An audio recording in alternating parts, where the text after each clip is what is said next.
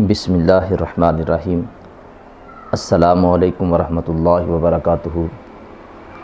آج ہم عید کی نماز پڑھنے کا جو مکمل طریقہ ہے اس کو ہم پریکٹیکل طریقے سے پڑھیں گے اور سنیں گے کہ اس کی نیت کیسے کرنی ہے، اس کی جو زائد تکبیرات ہیں ان کی ترتیب کیا ہے، کہ کس تکبیر کے بعد ہم نے ہاتھ باندھنے ہیں اور کس تکبیر کے بعد ہم نے رکوع اور سجود کرنا ہے، کس تکبیر کے بعد ہم نے کچھ پڑھنا ہے۔ تو مکمل اس کا جو طریقہ ہے وہ ہم انشاءاللہ ابھی پڑھیں گے۔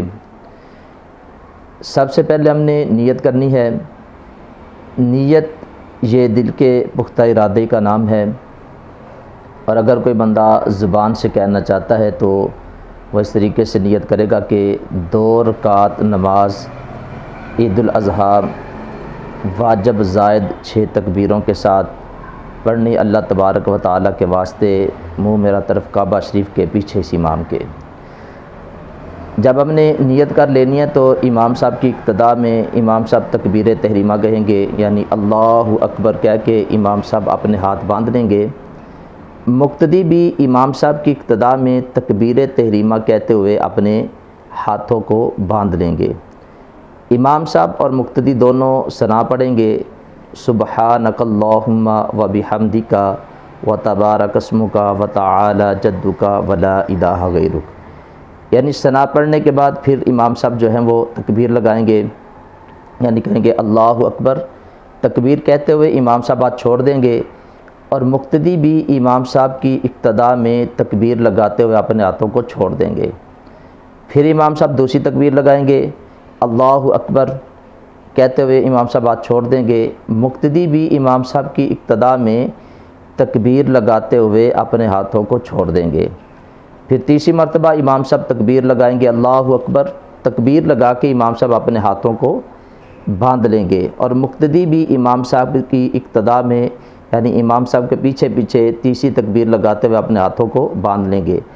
اب امام صاحب بسم اللہ شریف پڑھیں گے، اعوذ باللہ بسم اللہ پڑھنے کے بعد سورہ فاتحہ پڑھیں گے اور اس کے ساتھ کوئی سورت ملائیں گے، یعنی قرات کرنے کے بعد امام صاحب رکوع کریں گے، مقتدی بھی امام صاحب کی اقتداء میں رکوع کریں گے، سجدے کریں گے، یعنی 1 رکعت مکمل ہونے کے بعد امام صاحب جب کھڑے ہوں گے تو پھر امام صاحب اپنے ہاتھوں کو باندھ لیں گے۔ مقتدی بھی امام صاحب کی اقتداء میں ہاتھ باندھ لیں گے۔ اب امام صاحب جو ہیں وہ پہلے قرات کریں گے، یعنی قرات کرنے کے بعد امام صاحب پھر جو ہے وہ تکبیر لگائیں گے، اللہ اکبر کہتے ہوئے امام صاحب اپنے ہاتھوں کو چھوڑ دیں گے۔ مقتدی بھی اسی طرح امام صاحب کے پیچھے کریں گے، پھر دوسری تکبیر لگا کے امام صاحب کانوں کو تک ہاتھ اٹھائیں گے اور اپنے ہاتھ کو چھوڑ دیں گے۔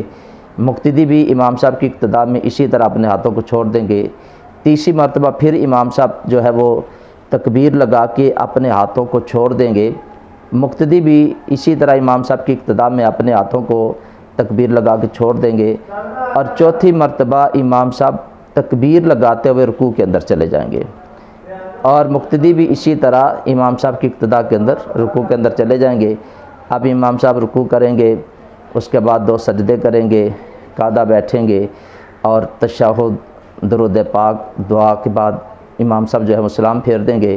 تو اسی طرح مقتدی بھی امام صاحب کی اقتداء میں یہ کریں گے۔ اب اس بات کو اپنے ذہن کے اندر رکھنا ہے کہ تکبیر جو ہوتی ہے، اکثر ساتھیوں کا کیا معاملہ ہوتا ہے، امام صاحب تکبیر لگاتے ہیں، اللہ اکبر کہتے ہیں، اور مقتدی خاموشی کے ساتھ پیچھے کھڑے رہتے ہیں، یعنی منہ بند ہوتا ہے اور ہاتھ صرف اٹھاتے رہتے ہیں۔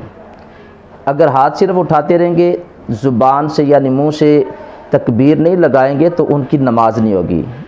یہ جو 6 زائد تکبیریں ہیں ان کو کہنا یہ جو ہے یہ ضروری ہے، مقتدی بھی یہ تکبیر کہے گا۔ تو اس طریقے سے یہ نماز عید کا طریقہ تھا جو میں نے آپ کے سامنے بالکل مختصر کر کے آپ کے سامنے پیش کیا۔ اکثر ہمارے ساتھی وہ صرف سال کے بعد عید کی نماز ہی پڑھنے آتے ہیں اور انہیں اس کا طریقہ نہیں آتا، تو وہ ادھر ادھر دیکھتے رہتے ہیں۔ اگر اگلا بندہ ہے اسے بھی نہیں آتا تو وہ بھی اس کی طرف دیکھتے ہیں، تو اس کی نماز بھی خراب ہوتی ہے۔ تو جو دیکھنے والا ہے وہ بھی اسی طرح نماز اپنی پڑھتا ہے تو اس کی نماز صحیح نہیں ہوتی۔ تو ہمیں اس بات کو اپنے ذہن کے اندر رکھنا چاہیے۔ ایک شرعی مسئلہ تھا، میں نے آپ کے سامنے اس کو پیش کر دیا۔ اللہ تعالیٰ مجھے بھی آپ سب کو بھی ان شرعی مسائل کو سیکھنے کی، سمجھنے کی اور اس پہ عمل کرنے کی توفیق عطا فرمائے۔ اللہ تعالیٰ ہم سب کا حامی و ناصر ہو۔